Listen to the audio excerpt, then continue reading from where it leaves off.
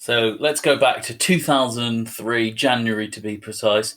The Royal Rumble, two hunks of beef. Scott Steiner and Triple H slogging it out for the World Heavyweight title. Ibby, what made you choose this match?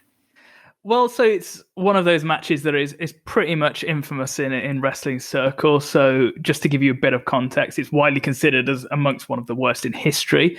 It won the Wrestling Observer Award for the worst worked match, and also received a 1-star from Dave Meltzer in his reviews. You say that there's two hunks of beef on display here, but you've also got Ric Flair in Triple H's corner. So we've got a third, slightly older cut of beef, but it's still very he's much less there. Beef. He's very saggy. I mean, who am I to critique? But yeah, he's not quite. He's no Dan Ross, muscle bound freak. No, that's true. He wishes he was me. Yeah. So a little bit of background on the competitors. We'll start with Steiner, and I believe this is more your area of expertise, Ibby. Yeah, so absolutely. I'll give you a little bit of background. So, I mean, Scott Steiner was one of the biggest guys, both literally and in terms of his draw in WCW. He initially worked with Rick and the Steiner Brothers tag team. He was part of the NWO. I mean, who wasn't by the end of that? But notably feuded with Buff Bagwell as to who had the best physique. Which is, the kind of serious stuff we like in wrestling. It's not gay. It's definitely not. And can you imagine saying that to Scott Steiner? Just don't you think this is a little bit like just kind of there's some kind of homoerotic energy here, Scott? Just come over here for a second, mate. Great stuff. Love the promo. Not a bit gay. What? He would not like that. But I think it's one of those things, and it's important to really stress home that now Scott Steiner is a little bit of a joke figure in the world of wrestling. But in terms of his WCW career, he was a Triple Crown champion and was WCW heavyweight champion in the final episode of WCW Nitro when Vince bought it out, where he lost the title in a winner-takes-all match to Booker T. Shane bought it out. But yes, kayfabe, Shane bought it out. but Steiner was one of those guys that did not immediately join the WWF/E after Shane bought out WCW, and he remained inactive until the end of his contract with AOL Time Warner. So there was lots of different wrestlers that didn't immediately go over to WWE at this point, and Scott was one of those, and it was most of the top guys. So this therefore meant that he was not part of the invasion angle, where as we'll get on to, Shane and the Alliance, so that was former WCW and ECW wrestlers, feuded with Vince and the WWF. It was messy, overbooked, lots of swerves and switches and all that kind of stuff. But I think one of the main reasons given for why this angle didn't really work was the lack of the WCW star power. So really, in terms of the top WCW guys that you had at the time of the invasion, you have Booker T, Buff Bagwell, who I think wrestled one match on WWE television before he was fired. And that's they put him on.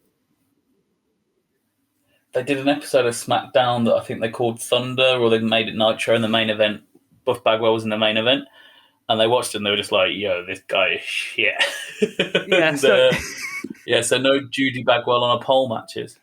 Which is such a shame in hindsight. It's one of those things that I think I've heard the Stone Cold interview with Buff Bagwell on this, and it's something like he wrestled Booker T, and they were in like proper WWE, WWF territory, whereas the week after they were going to like WCW territory, and he feels that he was deliberately put in this main event WCW match to get the crowd to hate them, and therefore an excuse to get rid of someone who they didn't really want in terms of his contract.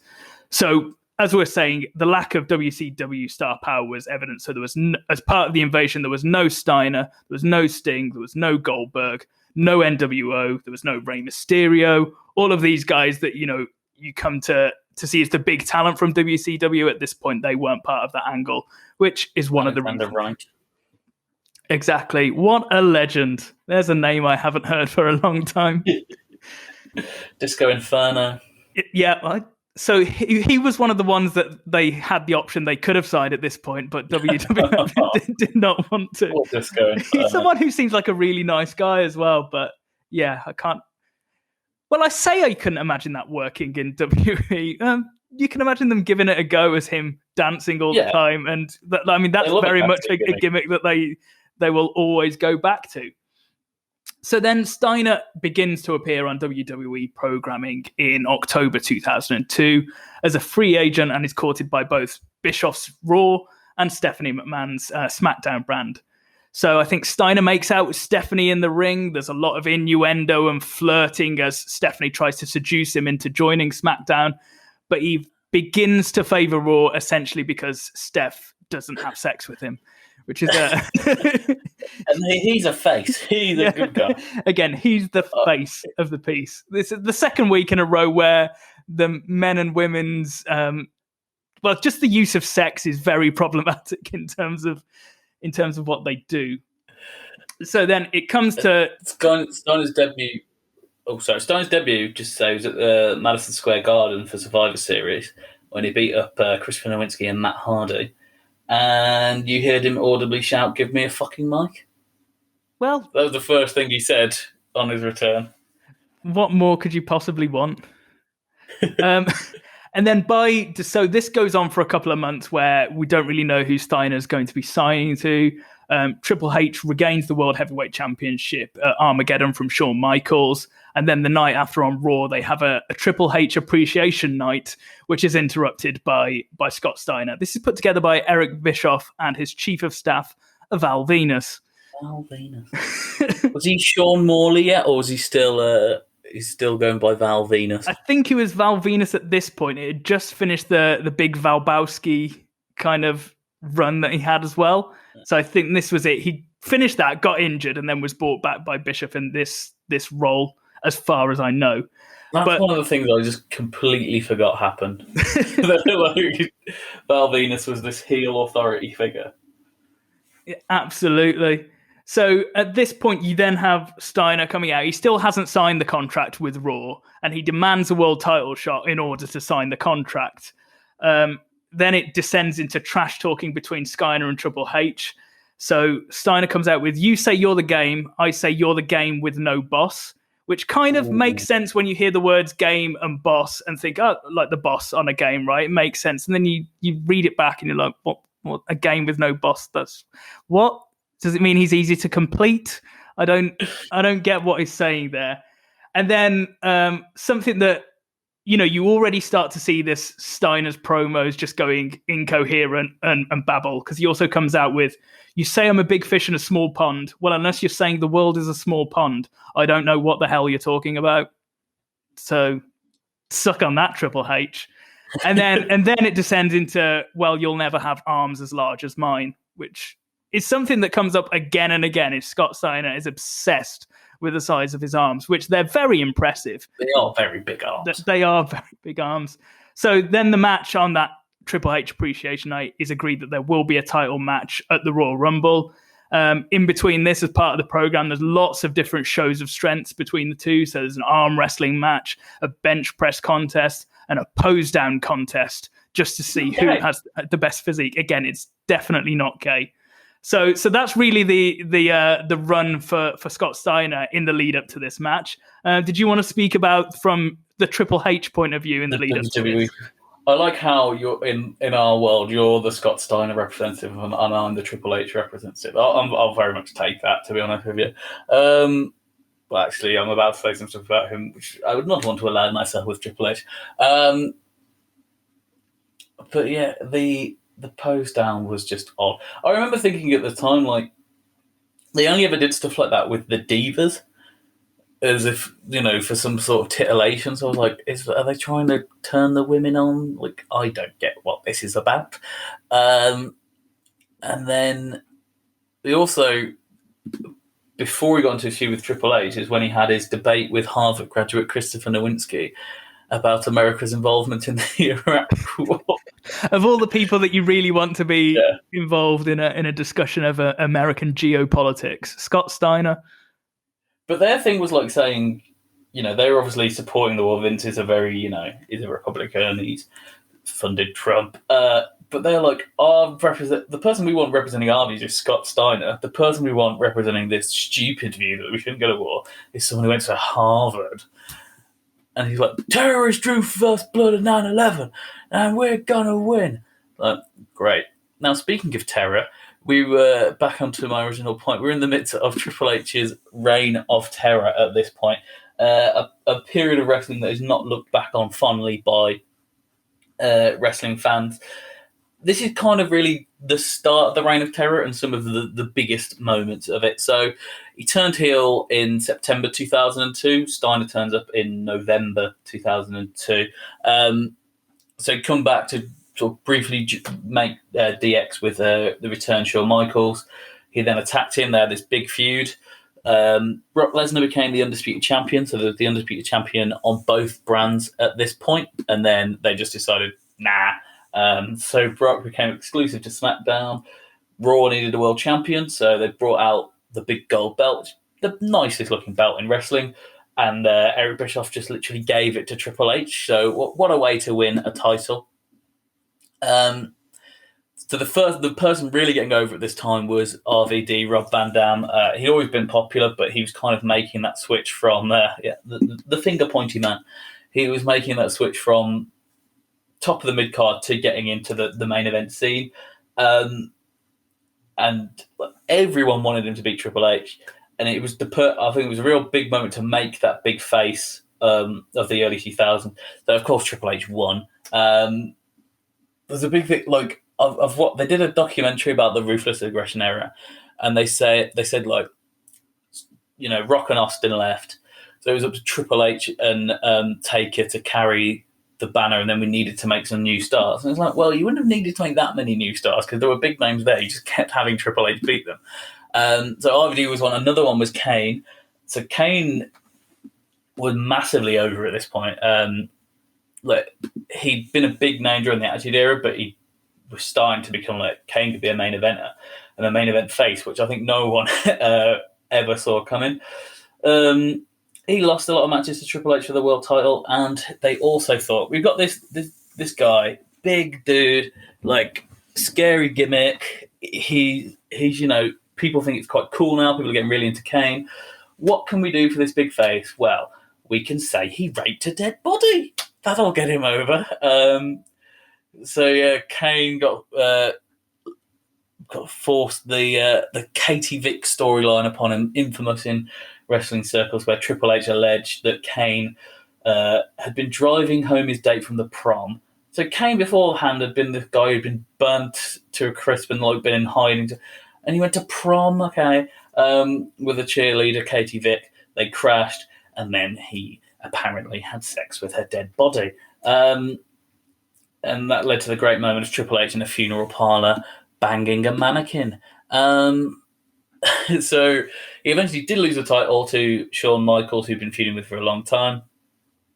He won it pretty much straight back in the next pay-per-view. And then he ran headfirst into a feud with Big Papa Pump himself, Scott Steiner. And that brings us on to the 2003 Royal Rumble. As you said, a match that is considered one of the worst in history. 1 star from Meltzer, who is like the god of wrestling reviews. What are your thoughts on this match? What did you make of it? Well, obviously, I select these matches really to punish you. So this was a punishment. Finding something that is, universally condemned as absolutely awful, I think it was a good place to go. One of the things to say about it straight off the bat is just, it's not terrible in the sense that in terms of botches, it's just absolutely awful. It is just so boring and uneventful and lasts for about 18 minutes or something like that. It's just so long and nothing happens. Which is short for a Triple H match now. Yeah. So, I mean, in terms of you, would you consider this a punishing blow that I dealt you? This was very hard. I mean, the first match you picked was fun. Like, it was fine. Obviously, there's a lot to talk around this match, which is fun.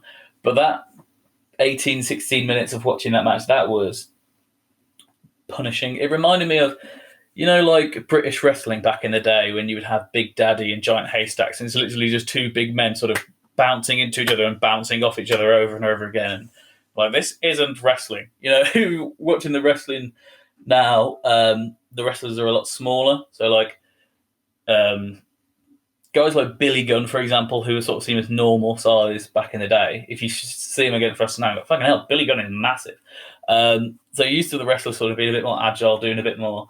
And new, that was not the best showing for these two. No, absolutely not. So I think it doesn't start off too badly. So Steiner gets Triple H in the corner, and it's a lot of punches, a lot of chops, this kind of thing. And then he gets Triple H up for like a gorilla press slam, which is like the show of strength that you want in a match like this. So you've got two massive guys like Steiner and Triple H. You expect this match to be kind of full of power moves, people being thrown across probably 10 minutes max of just people, showcasing their power.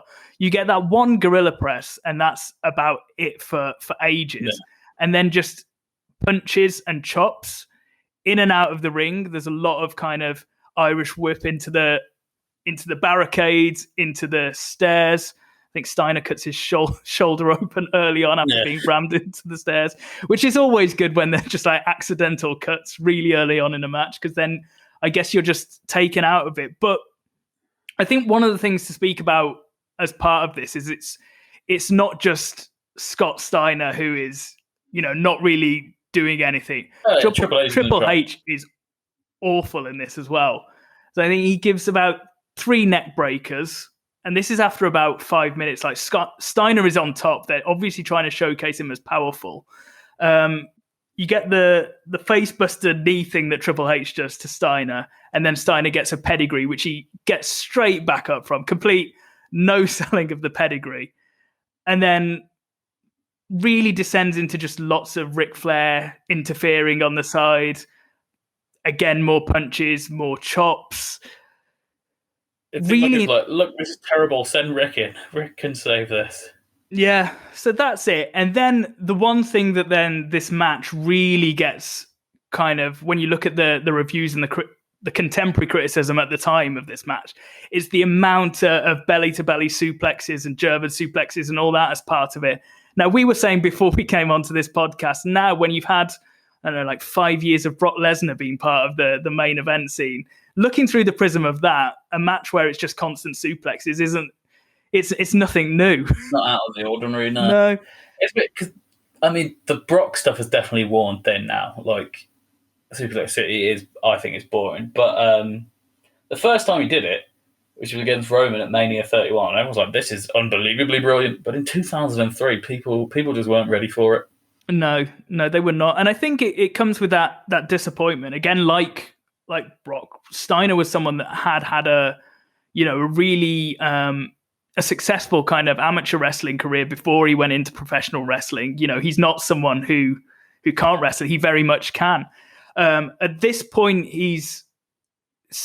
so when he leaves the WWE, he gets injured and has a massive operation on his foot. And now this isn't something that we can corroborate, but you read a lot of the reports, and looking back, he's starting to, he can't really move that well. He looks very hobbly, yeah. Exactly. So you can see the beginnings of injury just being completely being able to destroy in terms of his career, and essentially mean that he's not going to be able to wrestle an 18-minute match like this. I think it's one of those things, and you see it as well with Goldberg. The WWE likes to put these big, powerful people in long matches that they just can't work, and I think that's the case here. Work to people's strengths.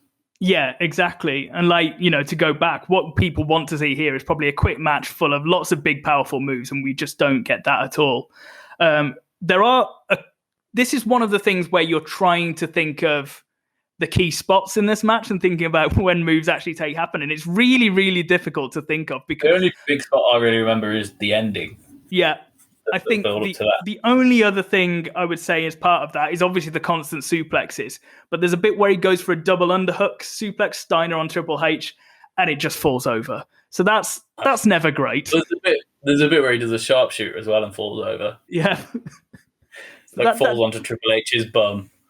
It doesn't really help when you have these moments happening. So, yeah, was there anything you wanted to add to that in terms of what you remembered from the match, in terms of what you gleaned at your favourite spots, your highlights? It got to the point where I was just watching Ric Flair. He's gonna, in like The Simpsons with the Yakuza, it's like, he's gonna do something. I'm gonna watch the little guy. But I mean, even Rick didn't do anything. No, he got involved a lot, but he didn't go full on. No, there's a lot of just kind of general distracting of the referee. There's a bit where he uses his blazer to try and choke Scott Steiner out, which is nice. He also tries. So then, when you start to approach the finish of this match, is that it's essentially Triple H keeps trying to get disqualified or walk away from the match, because obviously it being a title match, you can't win the belt on a disqualification. Exactly. So Flair and Triple H just start walking out with the belt.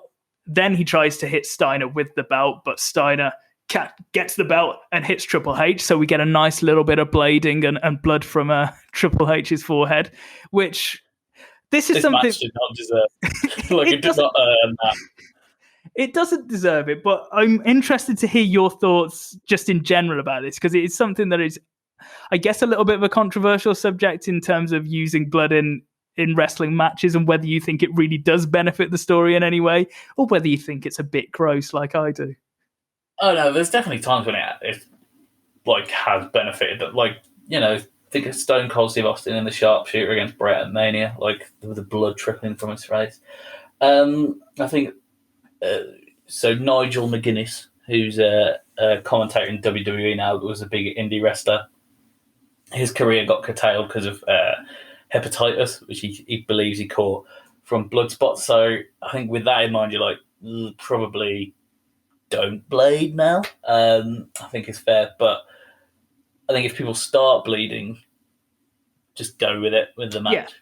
No, absolutely. I think that's the thing. It's like, if it's something that's accidental, then obviously what you're supposed to do in that. But especially when it's such common knowledge that wrestling is a work now, you don't really need to essentially self-harm. I mean, if you look at some of the foreheads of some of the wrestlers, for example, Devon Dudley, who's invented Welcome to Devon Watch. You wouldn't want your forehead to look like that, but I don't know. You can't deny that it does look cool when someone's face is all, but when Becky Lynch got punched by Nia Jax, and she was on the steps with blood trickling, that was cool. That helped the Becky push, but yeah, it's some of the blading is. I mean, there's some famous blade jobs that have gone terrible, like Eddie Guerrero. He nicked a vein or an artery, and it's just that was not very pleasant. No. But okay, so we get a real bit of undeserved blading. We're agreed on that in this match. Yeah. And then, so they get back to the ring, and this is where it really starts to get messy. So Triple H ends up throwing the referee, Earl Hebner, I believe, out of the ring. Hebner gets back in the ring, goes to disqualify him, and then is like, no, I'm not having you do this anymore, Triple H. I'm going to call this match. You're going to wrestle. I'm not going to end it like this. I mean, they always had a big feud. It was great, Hebner versus Trippers. But what I like about this is that he said, right, no, I'm not going to call a disqualification on this. Then a few minutes later, you get Ric Flair distracting the referee, which leads to Triple H giving the low blow to Scott Steiner. He then gets the sledgehammer and then hits Steiner with the sledgehammer to then disqualify the match. So he's gone, I won't disqualify you unless you take it too far. And then Triple H does take it too far. And it's just one of those really messy endings that you really don't want from a pay-per-view. It's like, especially this is not the Rumble. No. It's not one of the big four. It's not Backlash. This is a proper... Yeah. Whoa. Backlash back in the day was class, because it was the first one after Mania. Backlash 2000, man. Come on. All right, what's okay? What should I say? What's your least favorite? I'm trying to think of Great Balls of Fire. That was a quite inconsequential pay-per-view. Cyber Monday. Cyber Sunday. Sunday. Oh Come God, on. I'm dreadful. Cyber Sunday, Taboo Tuesday. That was the one that was on a Tuesday. There we go. Yeah. But yeah, so Same theme. it ends in a farce, but then Scott Steiner gets the sledgehammer, sledgehammers pretty much everyone, and then just puts Triple H in the Steiner recliner after the match has been DQ'd to a chorus of thunderous boos. What a way to end your world title match at the Royal Rumble. Yeah, your first big match coming into the new company. I mean, build, they're trying to at least make him a bit of a star by putting him straight into a world title feud. And yeah, I don't think it's all his fault, though. Oh, no, 100% not. There was very much the thing of wanting to make WCW guys look not good. So, and Triple H was not trying. No, not at all. So, yeah, how did you find that experience of being forced to watch shit. That? The match was shit. That's 3 shits in a row there. Not good at all. It wasn't even like funny bad.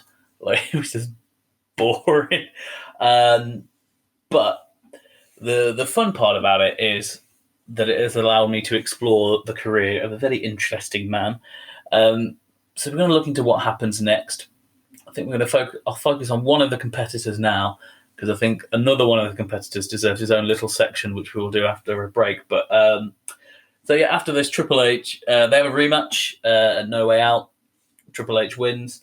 We get to WrestleMania. So Steiner has gone from world title match at the Royal Rumble to not being on the card at WrestleMania. So they very quickly changed their mind on him. And Triple H defends the title against another WCW star, Booker T, who we, of course, talked about at length last week. And it's probably one of my least favourite things to ever happen in wrestling, the Triple H Booker T feud, with Triple H saying people like you don't deserve to win a world title, despite the fact that Booker T had held the very title Triple H was holding 5 times. How many times did he win the WCW? 5 times. He never mentions it. 5 times. And obviously there were some quite heavy racial connotations, but Triple H played that off. When I said people like him with, and he used the phrase nappy hair, he said he was referring to WCW superstars. Now, I don't think you were, Triple H. I think you were being a bit of a racist. Yeah, because they didn't all have similar hairstyles. I mean, you could not say that about Scott Steiner for a start. You definitely couldn't say it about Goldberg. He had no hair. And so obviously, like a racist storyline, I think it could be done, but you would have to have. It's been done before. So Ron Simmons, when he won the NWA title, there were like racial connotations before to it, but if you have a racist storyline, you can't then have the racist win and then say you weren't being racist. So Booker T and Triple H have this match at Mania where Triple H goes on to win in a really unconvincing. I think that was the sourest taste in my mouth in terms of the Triple H reign of terror. Because I really liked Booker T at this time as well, and then it was just handled poorly. Quickly touch on what Steiner did in WWE. So the remainder of his WWE career, he was mostly involved with Test. So it showed you how big they were on Triple H, on Scott Steiner. Sorry. So basically, Steiner and Test feuded over Stacy Keibler, over the managerial services of Stacy Keibler. Test won them and was very mean and very abusive to Stacy, and then Steiner lost a match to become Test manservant, I'll read the Wikipedia entry because I think this mostly sums it up. So he formed a tag team with Test, with Stacey Keibler as their manager. The team lasted several months and feuded with La Resistance, Rene Dupree, who of course we talked about last week. They broke up after Test turned heel and began misogynistically treating Keibler. On June 15th, Steiner defeated Test in a grudge match to win the managerial services of Keibler at Bad Blood, but lost her back to Test in a rematch on August 18th episode of Raw. Women are property. At Unforgiven on September 21, Steiner faced Test with Keibler's managerial services again on the line, with the extra stipulation that if Steiner lost, he would become Test's manservant. Steiner lost after Keibler's interference backfired, and the tag team was reunited at Test's behest. That's a fun thing to say. After another mistake by Keibler cost the team a match on the September 29th episode of Raw, Steiner belly-to-belly suplexed her, resulting in Steiner turning heel. I'm glad that resulted in him being viewed as a heel, and teaming on better terms with Test, as Keibler was forced to remain their reluctant manager. On December the 1st, Mick Foley fired in storyline, Steiner and Test freeing Stacey. And then Steiner's last match was the 2004 Royal Rumble, where he was in for 6 minutes before being eliminated by that guy again, Booker T. He was injured, and then he was released in August 2004. So just under 2 years in the company. Nothing great happened there. But then the greatness happened when he went to the wonderful company that is TNA. So we're going to have a little bit of a break and then get into that.